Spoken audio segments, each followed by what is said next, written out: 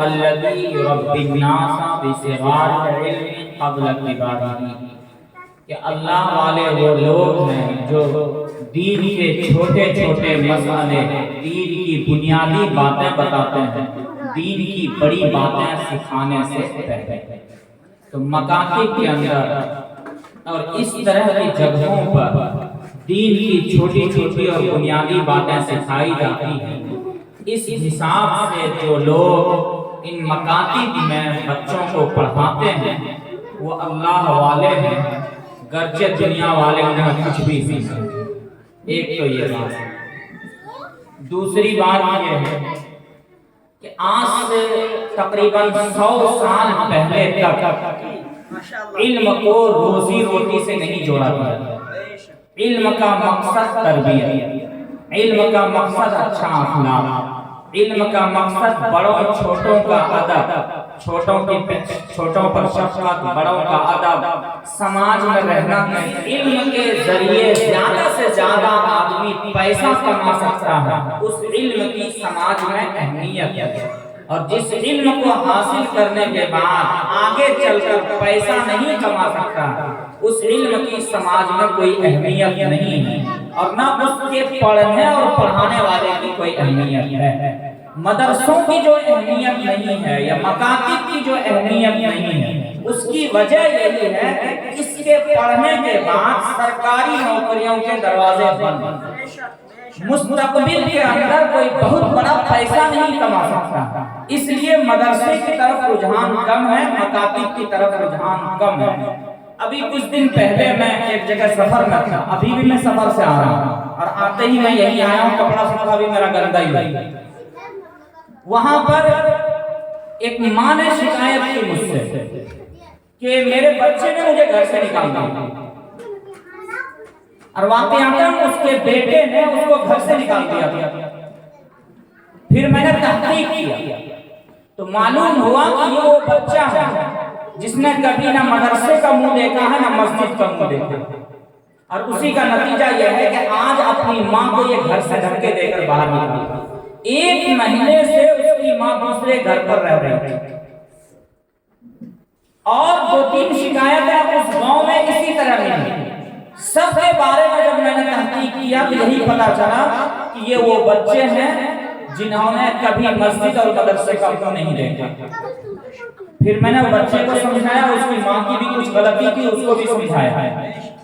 میں یہیں پر ایک بات کہتا ہوں، اسکول میں پڑھے گا بچہ، یہ سیکھے گا کہ انگریزی میں ماں کو مدر اور ہندی میں ماتا کہتے ہیں، انگریزی میں باپ کو فادر اور ہندی میں پتا کہتے ہیں۔ مسجد کی چٹائیوں پر اور مکتب میں جب پڑھے گا تو یہ سمجھ میں آئے گا باپ کا مقام کیا ہے اور ماں کی عظمت کیا ہے۔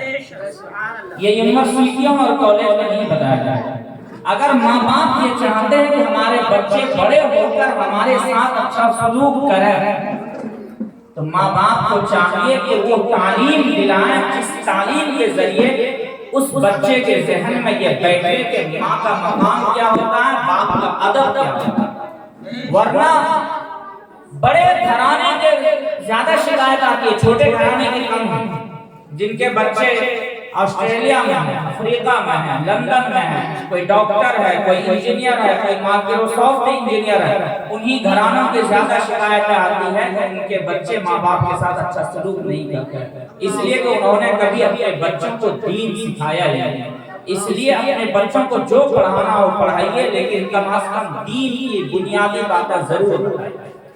ہر حال میں انہیں پہلے خدا اور رسول کی عظمت ذہن میں بٹھائیے۔ خدا کہتے کس کو ہیں، رسول کی عظمت اور مقام کیا ہے، ہم کس مذہب کو ماننے والے ہیں اور کس دین پر ہم چلنے والے ہیں، یہ بنیادی باتیں ضرور جانیں۔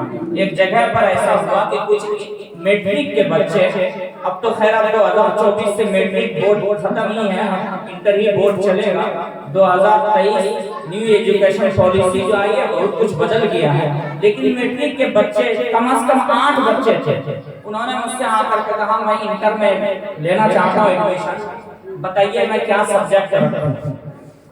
تو میں نے کہا کہ وہ تو بعد میں مشورہ دے دوں گا، پہلے یہ بتاؤ کہ ہمارے نبی کا نام کیا ہے۔ یقین مانیے اس 8 بچے میں 7 بچے نے جواب نہیں دیا، صرف ایک بچے نے جواب دیا کہ ہمارے نبی کا یہ نام۔ یہ حالت ہے ہماری کہ ہم میٹرک پاس کر گئے ہیں، اس کے باوجود اپنے نبی کے نام تک کو نہیں جانتے ہیں۔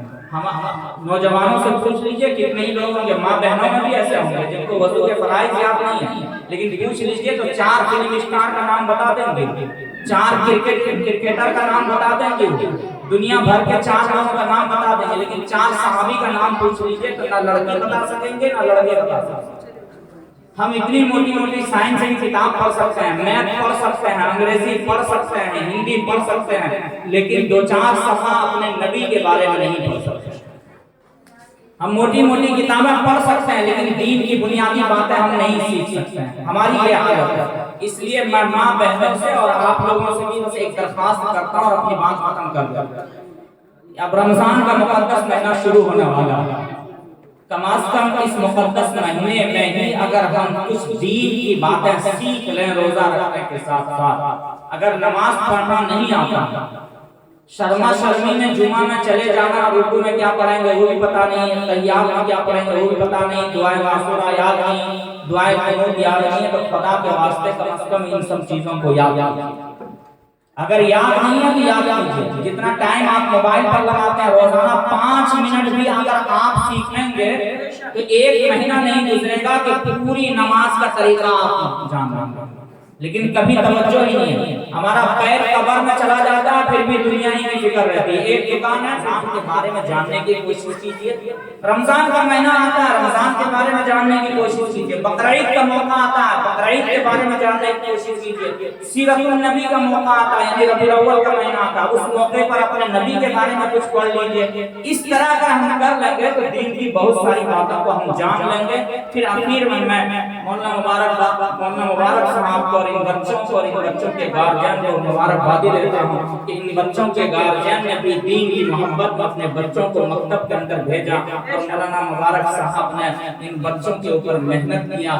ظاہر ہے یہ عمر ہے، اس حساب سے بچوں نے بہت اچھا پروگرام پیش کیا، جب بڑے ہوں گے تو اس کے حساب سے ان کے اندر بہتری آئے گی۔ اللہ تعالیٰ اس مکتب کو ترقی عطا فرمائے، مولانا مبارک صاحب کو اس کا دنیا کے اندر بھی بہترین بدلہ اور آخرت کے اندر بھی اللہ تعالیٰ نجات کا ذریعہ بنا۔ پروگرام ختم ہو گیا، یہ انعام مولانا مبارک صاحب تشریف لائیے، کہاں ہے؟ دیکھتے ہیں اس میں کیا کرنا ہے، کن بچوں کو دینا ہے، کیسے انعام دینا ہے آپ کے پاس؟